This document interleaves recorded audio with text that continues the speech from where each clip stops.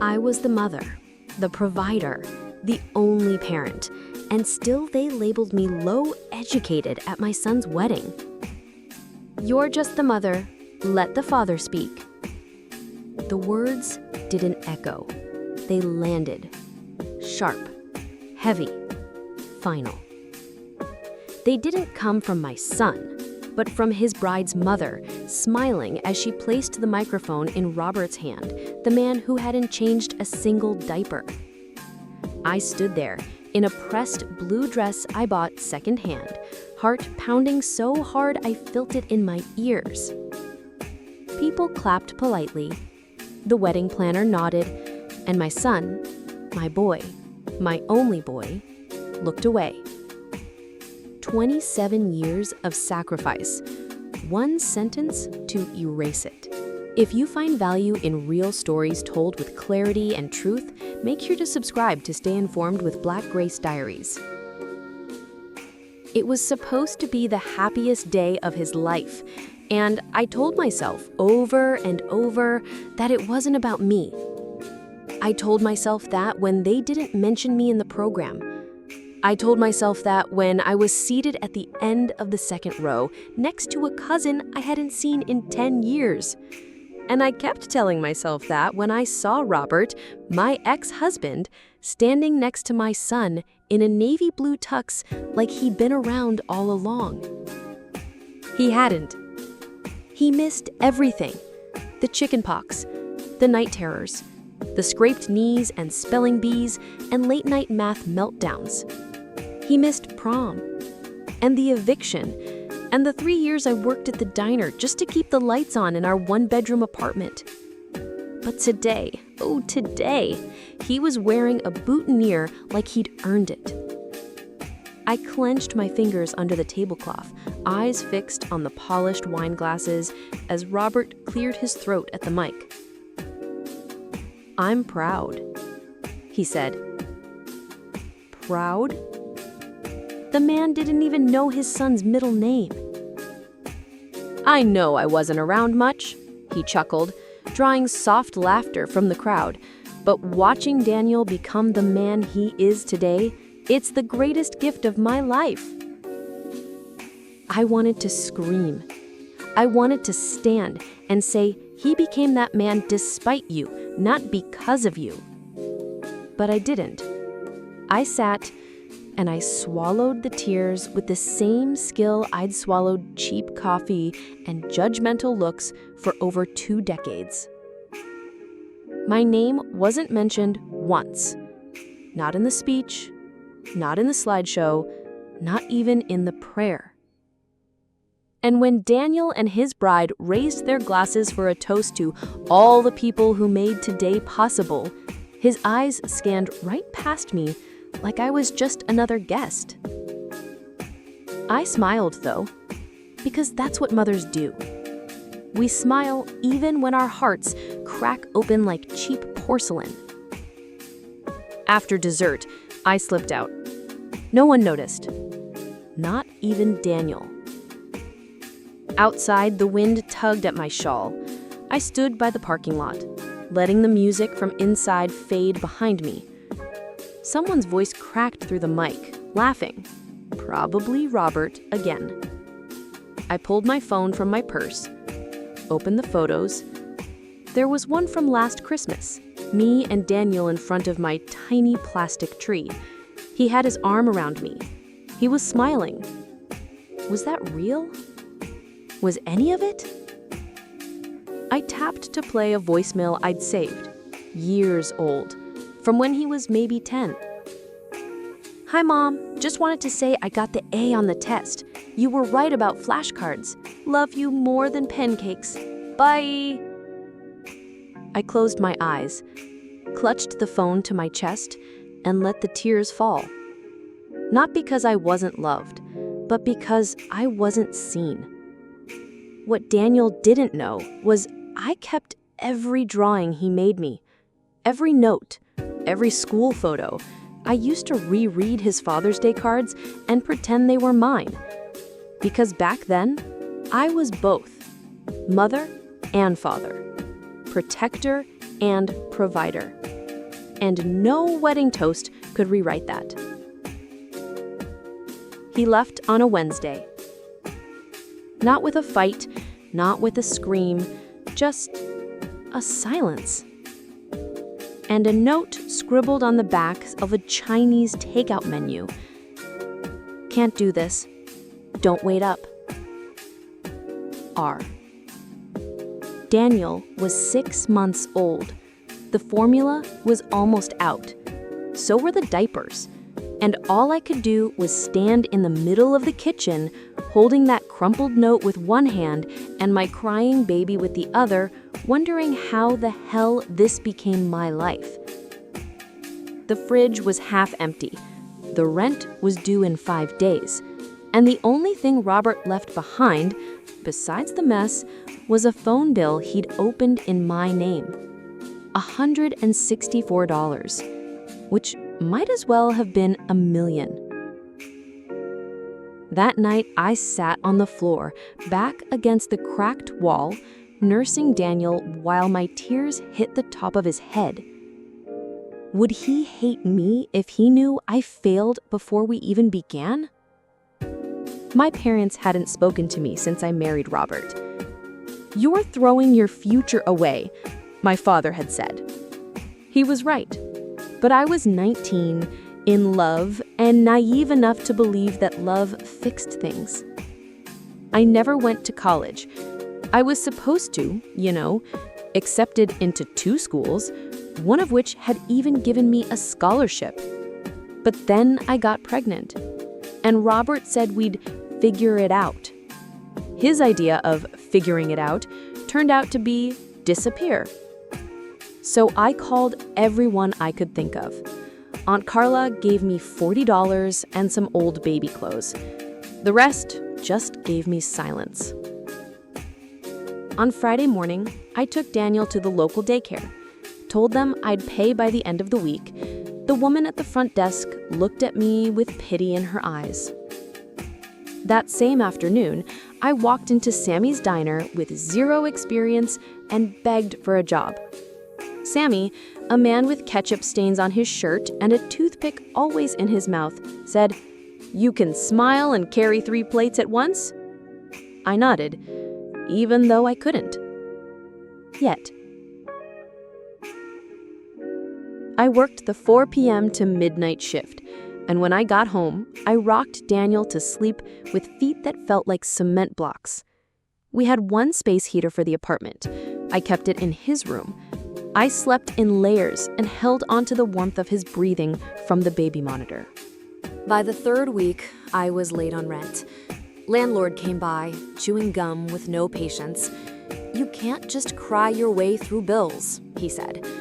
I offered to clean the stairwell, offered to paint the basement, anything. He didn't throw me out, but he raised rent the next month. The worst part? The shame wasn't just in being poor. It was in being invisible. The customers at the diner would order their burgers and talk about college tuition and Caribbean vacations, while I poured their coffee with a smile stitched onto my face like armor.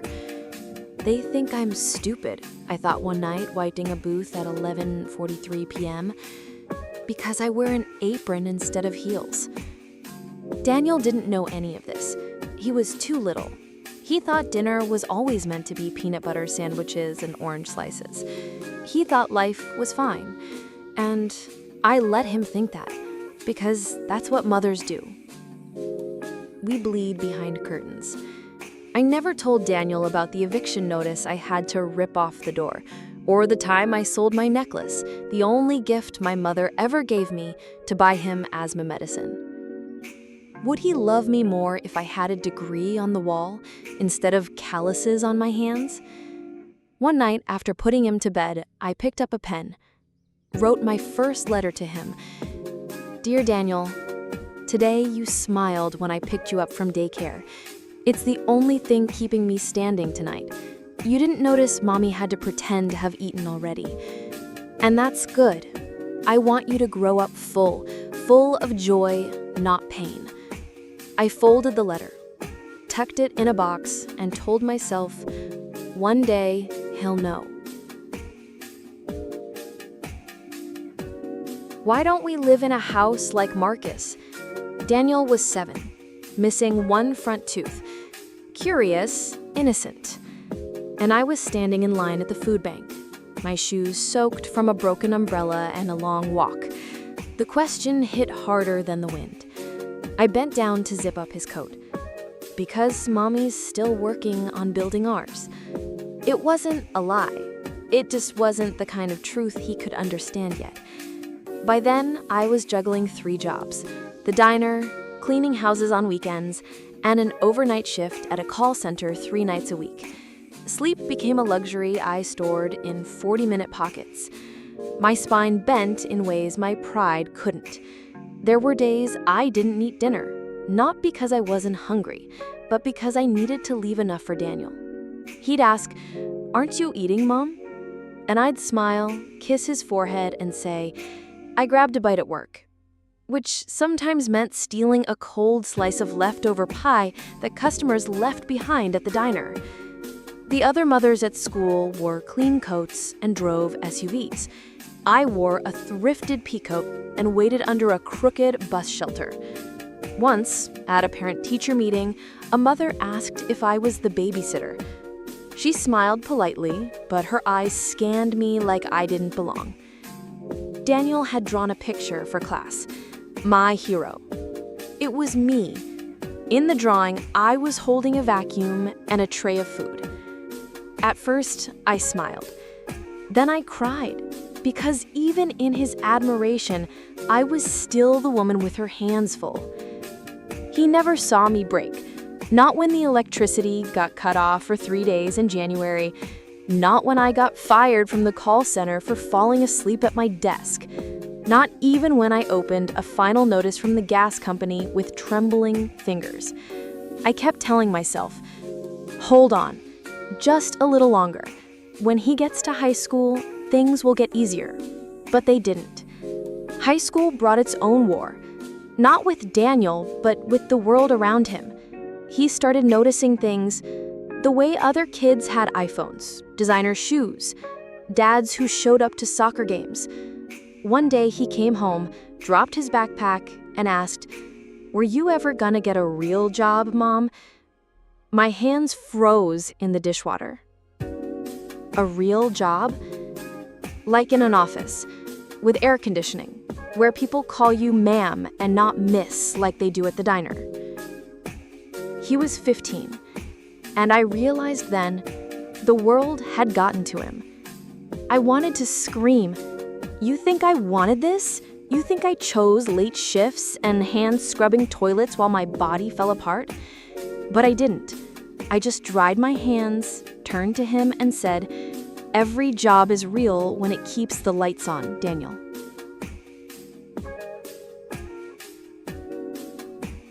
He didn't answer, just walked to his room. Closed the door. And I stood in that kitchen, blinking back tears, remembering a time when my name was still safe in his mouth. A week later, I was cleaning a mansion on the north side. Marble floors, heated towel racks, chandeliers. The woman who owned it came in early, coffee in one hand, phone in the other. She looked at me and said, "You missed a spot on the mirror upstairs." Then she glanced at my shoes. "Do they make you clean in those?" I looked down. They were my only decent pair. The soles cracked, but polished. I smiled. "Yes, ma'am." On the bus ride home, I stared at my reflection in the window and whispered, would Daniel still be proud if he saw this version of me? That night, I wrote another letter. "Dear Daniel, I hope one day you understand that I didn't clean because I had no ambition. I cleaned because I had you, and dreams can wait, but children can't." I folded the letter, added it to the box of unsent truths. Then I checked the pantry, found enough for one bowl of soup. I gave it to Daniel, sat across from him, watched him eat, and smiled. Because sometimes love doesn't look like a hug. Sometimes it looks like an empty plate in front of a mother. There's a shoebox in the back of my closet. It's not labeled. It doesn't look like much. But it holds 23 years of everything I wanted to say and couldn't. Letters, some written on napkins during night shifts, some scribbled on old receipts when tears made the pages too wet to keep writing, some written by candlelight the year we couldn't afford electricity for Christmas. I never mailed them, never showed them to Daniel, because I thought if I just worked harder, I wouldn't need words. But some truths grow too heavy to carry silently. The first letter was dated November 2nd, 2001, the night Robert left. Dear Daniel, you won't remember this night. You're too little. But tonight, your father walked out. I don't know where he went, but I do know this. I will never leave you. I don't know how we're going to make it, but we will. You and me, baby. You and me. Another was from the day he turned 10. I had saved for weeks to buy him a bicycle, used, scratched, but he loved it. That night I wrote, "You don't know how close I was to pawning my wedding ring to get you this." Then I remembered, it's not the value of the gift, it's the freedom it gives you. And you deserve to ride toward a better life. Then there was the letter I never should have written, but couldn't stop myself. He was 16. He had just told me he wanted to go live with his dad for the summer. I smiled when he said it, nodded like it was okay. Then I wrote, "So he shows up now, and you're ready to forget who raised you? I don't blame you. You deserve to know him. But I hope when you see him, you'll remember who stayed when the nights were long and the lights were off." I cried after that one. Didn't even finish it. Tore it up, then taped it back together. Because truth, no matter how painful, deserves to survive. And then there was the letter. The one I'd read back to myself every year on his birthday. Dear Daniel, if you're reading this, it means I finally found the courage to give it to you. I want you to know that everything I did, every job I took, every night I cried in silence, every birthday cake made from scratch, was for one reason, so you'd never feel like your life started in struggle. I protected you from the world by letting it bruise me instead. But I never gave him that letter, because somewhere along the way, he stopped asking. The summer he went to college, I drove him to campus in my rusted-out sedan. We didn't talk much on the drive. I offered him a peanut butter sandwich I made at 4 a.m. He took it, said thanks. That night, I parked 2 streets away so no one would see my car. I watched from a distance as he hugged his father, who had shown up last minute, suit and all. They took photos, laughed, and then Daniel turned to me and said, "Can you take the picture, Mom?" So I did, hands shaking, smiling like I wasn't breaking inside. When I got home, I opened the box again, added another letter. Today, you chose him, and I don't blame you. He looks successful, confident, everything I'm not. But one day, I hope you look back at those pictures and see the woman behind the camera, the one who didn't smile for photos. She smiled for you. I kept writing, even when he stopped calling, even when the holidays turned into text messages.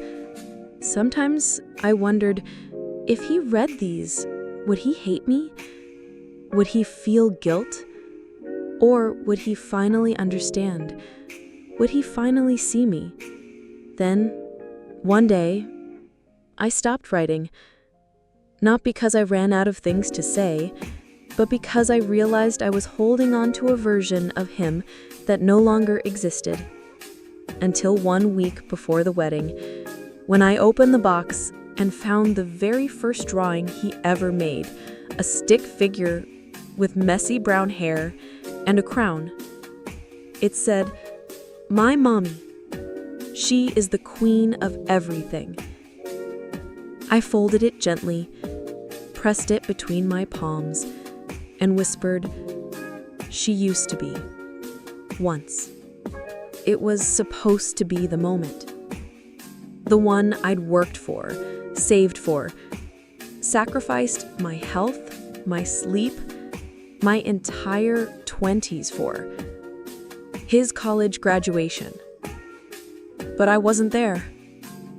I was folding towels in the back of a hotel laundry room, listening to a guest complain about the softness of the robe. Meanwhile, my son was walking across a stage in a crisp cap and gown, the first in our family to do it.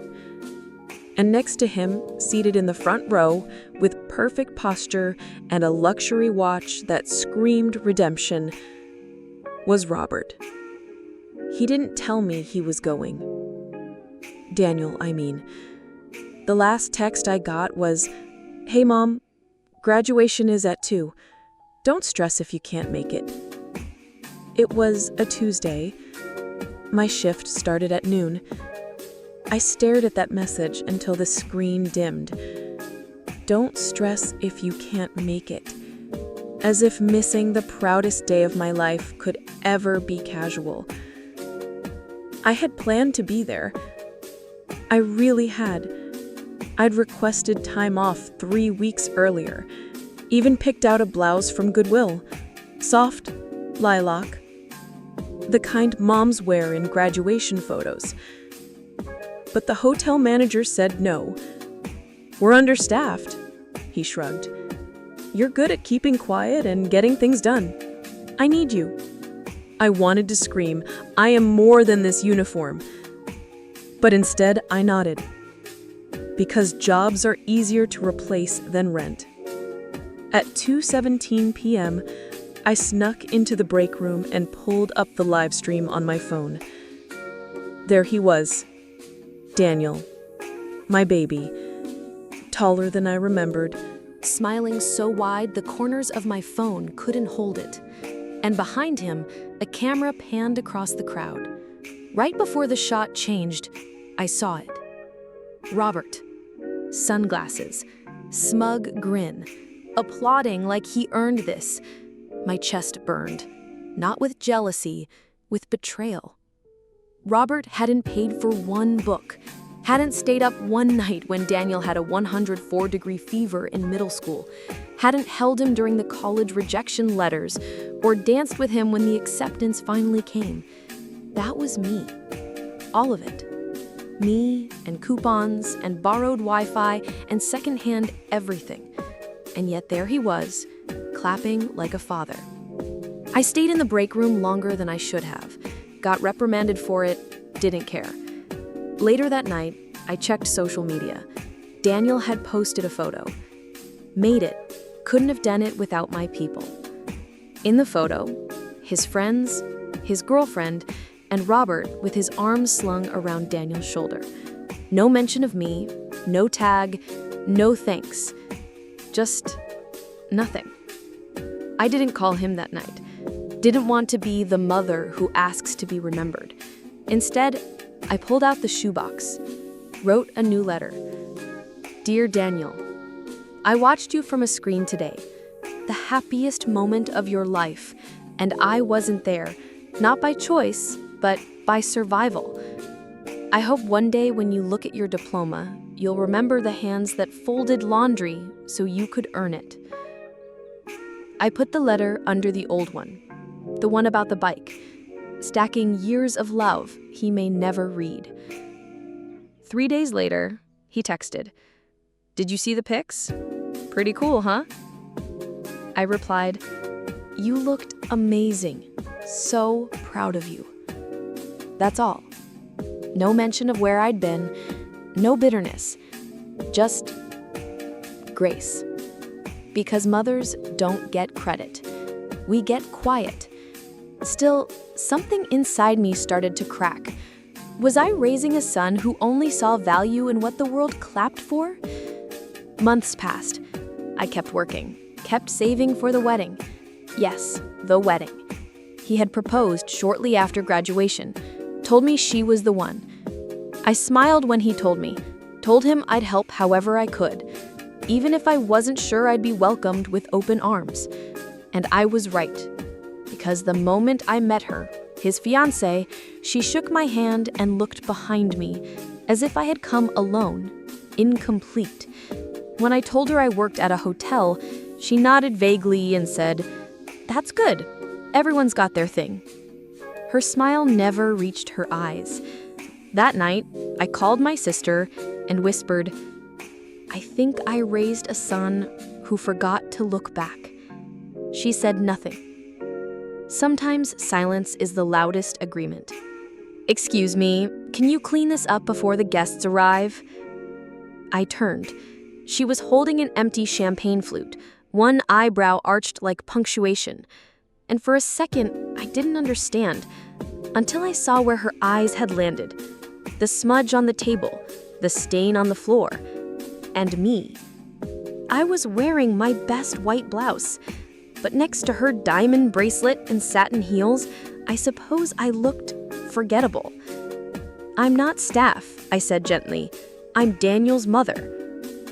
The silence after that sentence was thick, like dust in a room no one had entered for years. She blinked, laughed nervously. "Oh my God, I'm so sorry. Then came the worst part. She touched my arm, not out of kindness, but out of guilt. A pat, like I was someone's elderly neighbor. "You're so young looking," she said.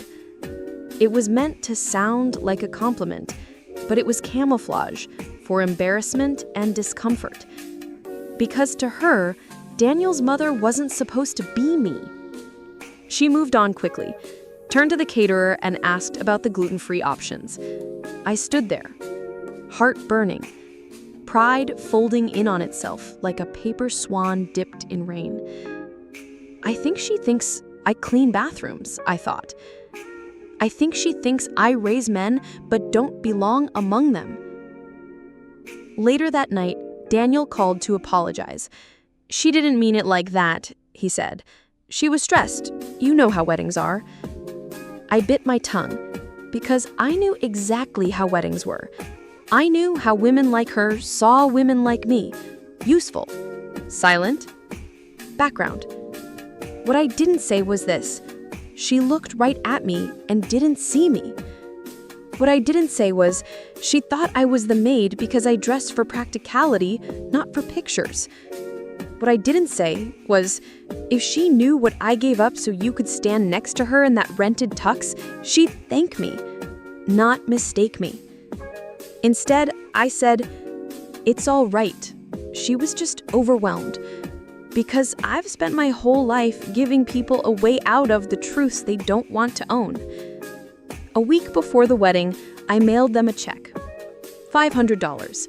Money I'd been saving for a new mattress. It wasn't much, but it was something. Daniel texted, "You didn't have to, but thanks." No emoji, no heart. Just that. Thanks. I told myself it was fine, that I was being sensitive, that he was busy. But the box of letters in my closet, it got one more that night. "Dear Daniel, I know you love her. I know she makes you laugh. But I wonder, has she ever had to clean something she didn't make dirty? Has she ever held a job and a child and a broken heart all in the same breath? If she hasn't, then maybe she doesn't understand why I carry silence like a second skin." The wedding came fast. I arrived early. Hair done, shoes polished, dress ironed the night before while watching the clock. I stood by the doorway, watching them take pictures. Her in white lace, him glowing beside her. Robert was there too, holding court, shaking hands. Everyone seemed to know his name. No one knew mine. A woman approached me, warm smile, lipstick perfect. "You must be the housekeeper," she said. "I've heard such great things. Can you make sure the mics are working before the speeches?" I nodded and walked away. Because sometimes the fight isn't worth it. Sometimes silence is the scream. Later, during dinner, I was seated next to the restroom hallway, between a teenage cousin and an empty chair. I looked toward the head table, saw Daniel laughing, saw Robert whispering something to the father of the bride, saw her looking elegant and adored, and I wondered, when did I become the afterthought? Then the speeches began. They handed Robert the mic. He stood up, talked about legacy, talked about pride, talked about how Daniel gets his strength from his father's side. I sat still, smiling, clapping when appropriate, dying in increments. Daniel stood next. He thanked everyone, the guests, the planners, his mentors, her parents. He said, "To the ones who shaped us," and looked at Robert, not at me, never at me. The clapping still echoed behind me as I pushed open the side door of the reception hall. My heels clicked once, then sank into silence as I reached the parking lot. No one noticed I left. Not Daniel, not her, not Robert. I leaned against my old sedan, the one I had cleaned top to bottom for this day, hoping it would blend into the rows of polished SUVs and rental limousines. And I cried. Not loud, not dramatic, just slow, quiet tears that slipped into the neckline of my dress, unnoticed by the world. That's when I remembered the album. It had been sitting in my purse the entire evening, tucked next to the mints and the Advil and the travel-size perfume I sprayed before stepping into the venue, hoping to feel enough. I pulled it out with shaking hands. It was old, the corners frayed.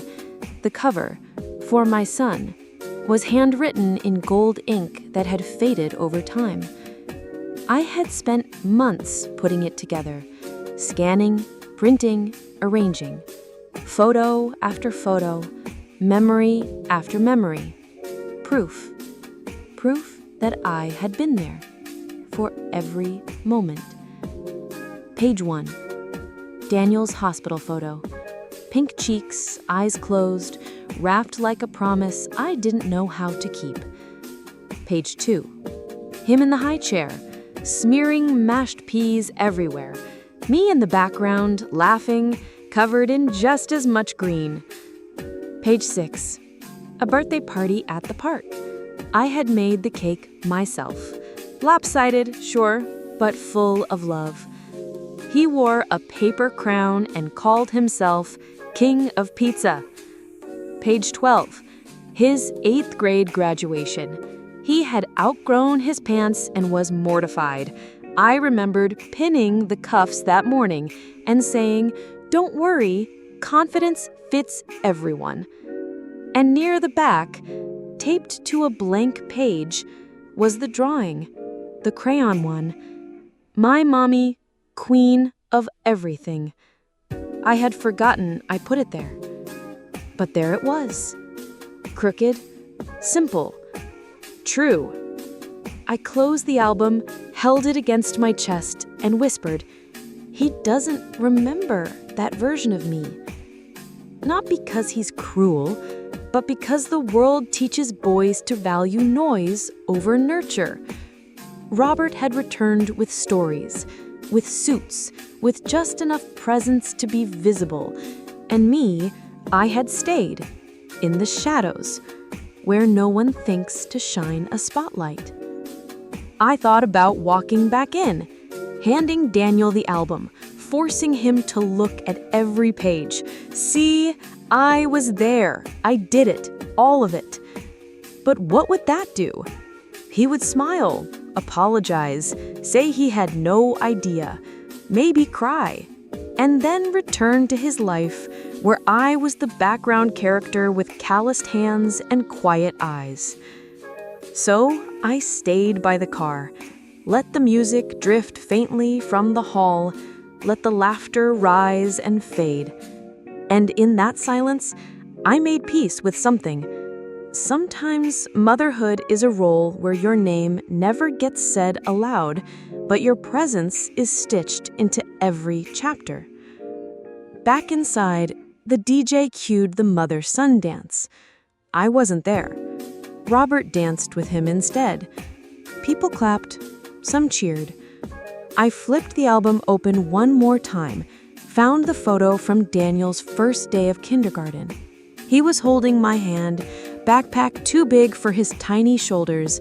I was smiling. He was beaming. And underneath, in shaky 5-year-old handwriting, "Mommy brings me home." Not anymore. Now he belonged to a new home, one with name cards and floral centerpieces and curated speeches. And I belonged to the shoebox of letters he'd never read. I got home just after 11 p.m. The apartment was dark, quiet in a way that felt too still. Not peaceful, just hollow. Like even the walls knew I'd come back a little more broken than when I left. I kicked off my shoes by the door, hung my dress carefully like I might still wear it for something better, then walked barefoot to the kitchen and opened the mailbox slot at the door. One envelope, no stamp, no sender. Inside, a flash drive. Plain, black. Just a piece of tape on the back with one word. Listen. I plugged it into the old laptop on my kitchen table. The screen flickered. One file. Voice message 2007.wav. I froze. 2007? That was the year Daniel turned 9. I hovered my finger over the play button, felt a chill ripple through my spine. Then I clicked. Recording begins.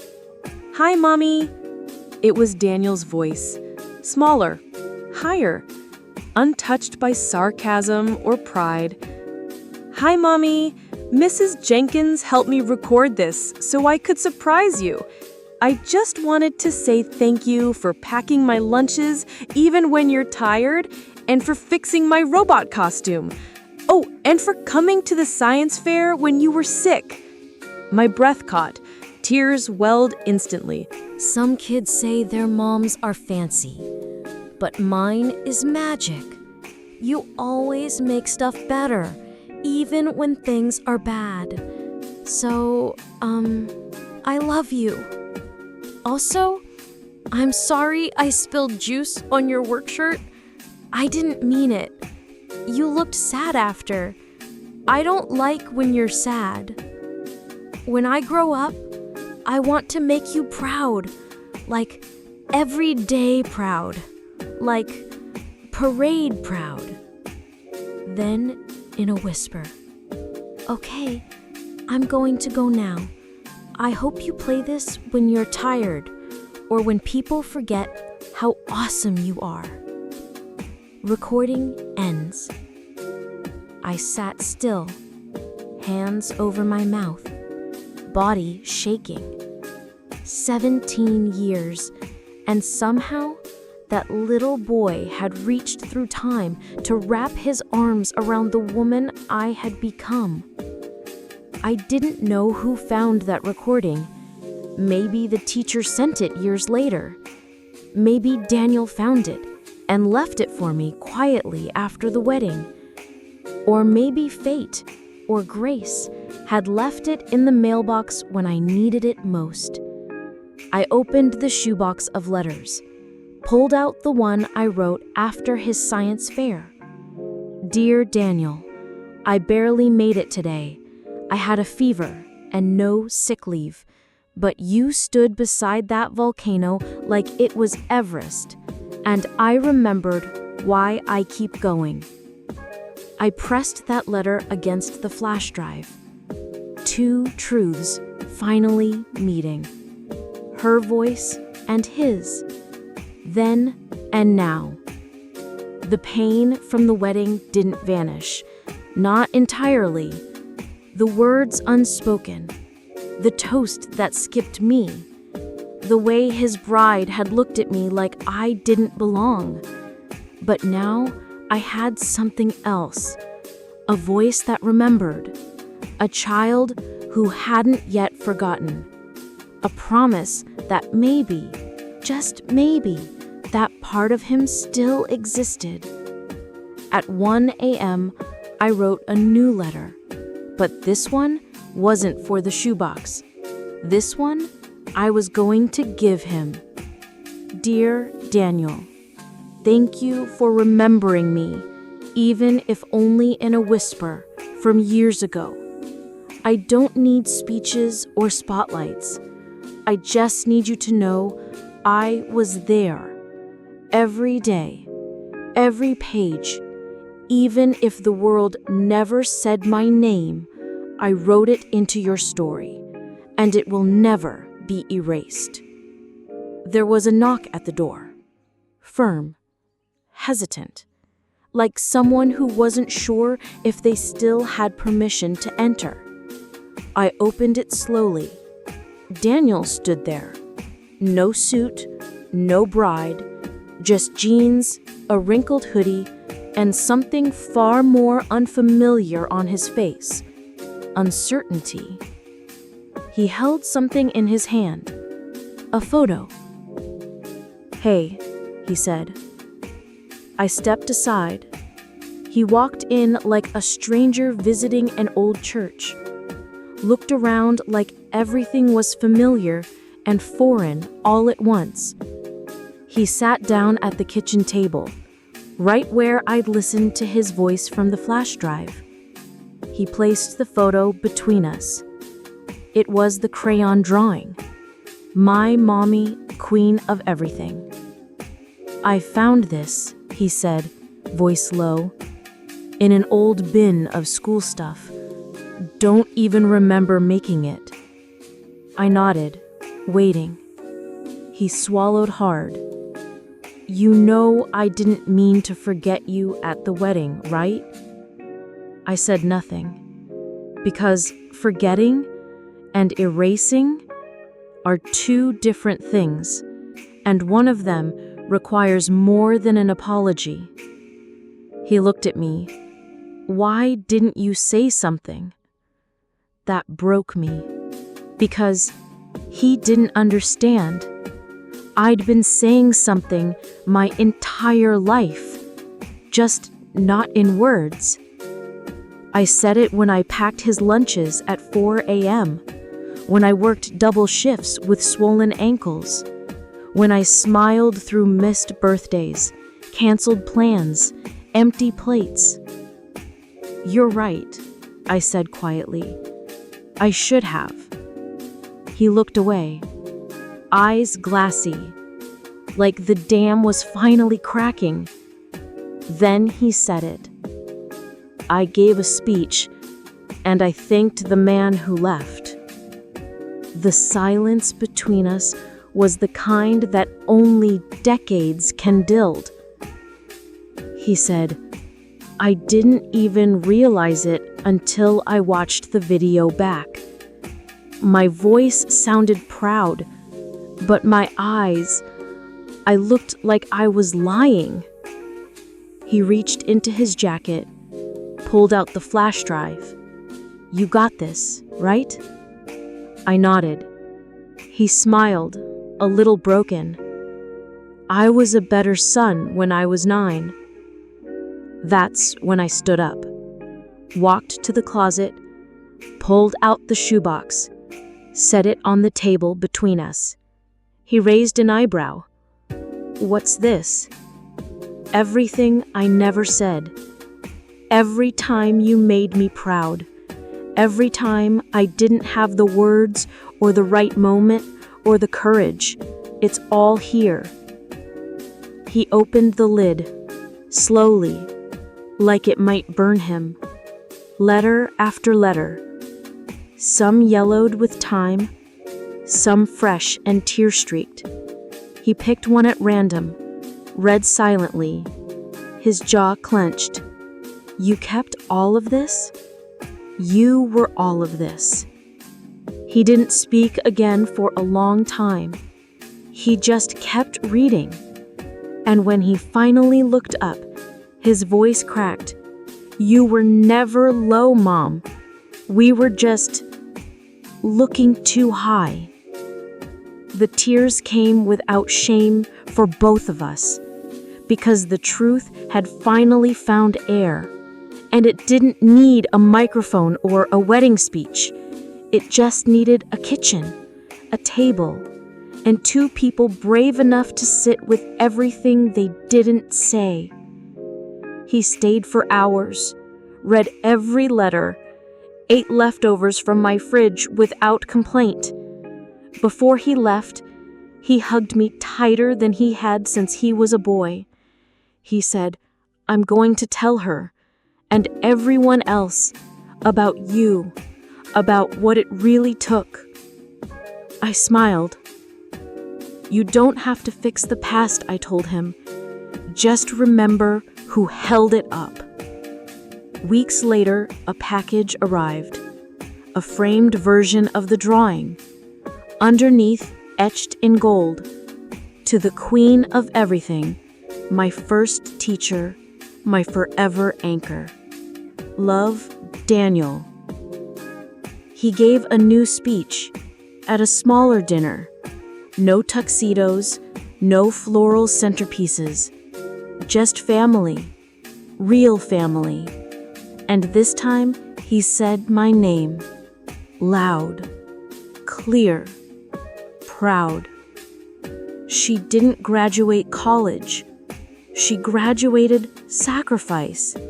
And everything I am came from everything she gave. Mothers don't always get the credit, but if you listen closely, you'll find them in every corner of a child's strength, in the packed lunch, the quiet car ride, the crayon drawing left on a fridge. Love doesn't always raise its hand. Sometimes it just stays. If this story moved you or opened your eyes, don't forget to hit like, leave a comment, and share this report with someone who needs to see it.